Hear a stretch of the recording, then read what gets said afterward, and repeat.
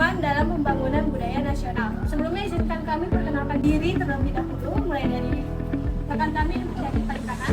Saya Wulan Rahmiawati. Saya Anissa Rahma. Saya Nuriyah Frida. Saya Rizal Ramadan. Ya, para pendiri bangsa merumuskan Pancasila sebagai dasar negara. Dengan Pancasila, para pendiri bangsa meyakini Indonesia akan memiliki fondasi yang kuat dan pegangan dalam hidup bernegara. Pancasila adalah lambang negara Indonesia yang digambarkan dengan seekor burung Garuda yang menoleh ke kanan. Garuda Pancasila dirancang oleh Sultan Hamid II dan diresmikan pada 11 Februari 1950 saat berlangsungnya sidang Kabinet Indonesia Serikat. Assalamualaikum warahmatullahi wabarakatuh. Waalaikumsalam warahmatullahi wabarakatuh. Halo teman-teman Abah, kembali lagi dengan channel si Abah. Dengan saya Anissa Rahma dan rekan saya yaitu saya Nuriyah Frida. Lalu Dan saya Wulan Rahmiawati. pada kesempatan kali ini kami akan mendiskusikan soal Pancasila seharusnya dijadikan pedoman pembangunan budaya nasional. Namun kenyataannya Pancasila lebih banyak dijadikan pidato-pidato dalam upacara bendera ketimbang dipraktekkan. Mari kita mulai dengan memberikan konteks persoalan. Saat ini Indonesia sedang menghadapi berbagai tantangan budaya yang cukup kompleks. Beberapa fenomena nyata yang terlihat yaitu dominasi budaya asing, budaya populer seperti K-pop, gaya hidup konsumtif, flexing culture, serta standar kecantikan ala barat sangat mempengaruhi generasi muda. Banyak remaja lebih mengenali tokoh-tokoh budaya internasional dibandingkan dengan tokoh-tokoh budaya nasional. Penelitian menunjukkan bahwa penetrasi budaya asing lewat film, musik, pop culture global semakin kuat masuk ke Indonesia, terutama untuk generasi muda. Misalnya fenomena musik, gaya hidup, fashion, maupun gaya konsumsi yang terinspirasi dari budaya asing, seperti western, Korea, dan Jepang. Jika budaya nasional tidak memiliki pedoman nilai yang jelas, ada risiko bahwa budaya lokal tergerus dan identitas kolektif bangsa akan melemah. Lalu akan digantikan dengan tren global sesaat. Kondisi ini memunculkan pertanyaan penting. Apakah Pancasila bisa dijadikan sebagai pedoman pembangunan budaya secara lebih konkret, bukan hanya normatif? Baik, menurut Saudara Nuryanti, bagaimana? Baik, Pancasila berfungsi sebagai kompas moral dan sosial dalam era globalisasi. Dengan menjadikannya sebagai pedoman, masyarakat dapat memanfaatkan hal positif dari budaya global. Contohnya seperti modernisasi dan kreativitas, sambil tetap menjaga karakter bangsa yang solidaritas, kebersamaan, toleransi, dan penghargaan terhadap keragaman. Baik, selanjutnya bagaimana menurut Saudara Wulan? Baik, terima kasih untuk Saudari Anissa. Menurut saya, menjadikan Pancasila pedoman budaya bisa menimbulkan masalah. Karena budaya sebaiknya berkembang alami. Budaya sejatinya berkembang dari bawah komunitas, masyarakat, bukan semata dari ideologi atau regulasi. Kreativitas ini ekspresi individu, hiburan, subkultur sering muncul spontan di masyarakat. Jika budaya harus selalu diselaraskan dengan Pancasila atau nilai ideologi tertentu, ada risiko bahwa spontanitas dan keragaman budaya akan terbatasi. Seni jalanan, musik, ainde, dan subkultur, fashion, urban, dan lain-lain bisa dianggap tidak sesuai norma, karena padahal itu bagian dari dinamika sosial. Dengan demikian, memaksakan pedoman ideologis bisa membatasi kembangnya ragam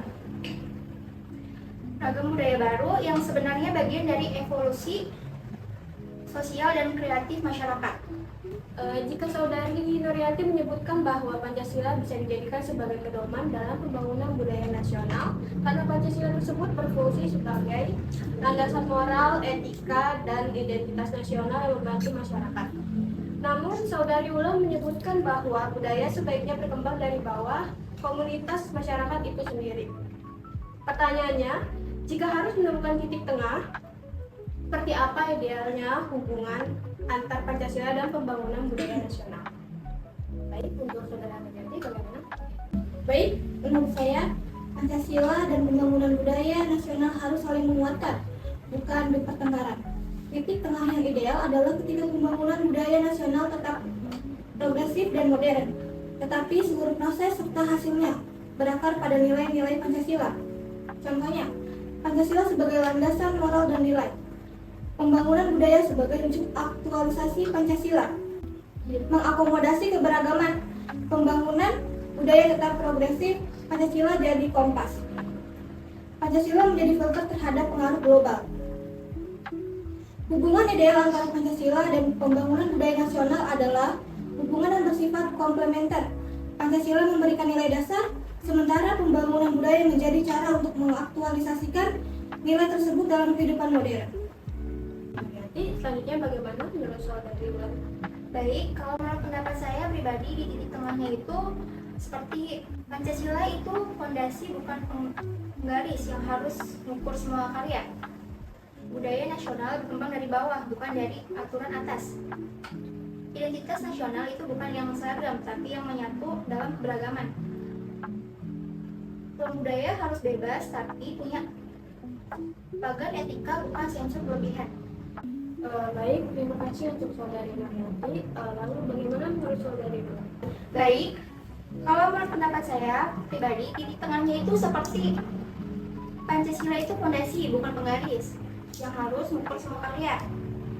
Masalahnya, seringkali Pancasila dipakai sebagai tameng buat gauge kreativitas yang gak sesuai selera pejabat itu yang harus dihindari. Budaya nasional berkembang dari bawah, bukan dari aturan atas. Kadang negara terlalu pengen mengatur budaya, padahal budaya justru berkembang ketika dilepas, bukan dikontrol. Identitas nasional itu bukan seragam, tapi yang menyatu dalam keberagaman. Ada bahaya ketika Pancasila disempitkan jadi kamu harus begini supaya dianggap Indonesia banget. Itu membunuh dinamika budaya. Ruang budaya harus bebas, tapi punya etika, bukan sensor berlebihan. Sering yang terjadi, begitu ada konten yang rame, langsung dibilang bertentangan dengan Pancasila. Padahal masalahnya cuma selera atau nilai moral kelompok tertentu atau ideologi dasar bangsa. Baik, sebagai penutup diskusi podcast pada hari ini, dapat kita simpulkan bahwa Pancasila sebagai pedoman pembangunan budaya nasional masih menjadi perdebatan yang relevan di tengah tantangan global saat ini. Pancasila itu jangan diperlakukan kayak pagar berduri, tapi kayak kompas yang bakal ngasih arah. Budaya nasional bakal hidup kalau dibiarin tumbuh dari bawah, dari kreativitas, dari eksperimen, dari keberagaman, bukan dari aturan yang ngerem hal-hal yang nggak sesuai selera penguasa. Titik krusialnya, Pancasila itu landasan moral, bukan alat sensor. Dia menjaga kita tetap manusiawi, adil, dan inklusif.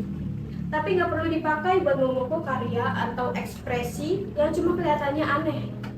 Identitas Indonesia kuat justru karena cair dan beragam, bukan karena dipaksa seragam. Jadi, relasi idealnya simpel, Pancasila jadi GPS-nya, budaya jadi mesinnya. GPS ngarahin, tapi bukan dia yang nyetir. Begitu GPS-nya jadi supir, ya budaya kita harus berhenti jalan. Dan itu yang harus kita kritisi. Sekian dari kami, kurang lebihnya mohon maaf. Terima kasih dan sampai jumpa kembali di episode berikutnya.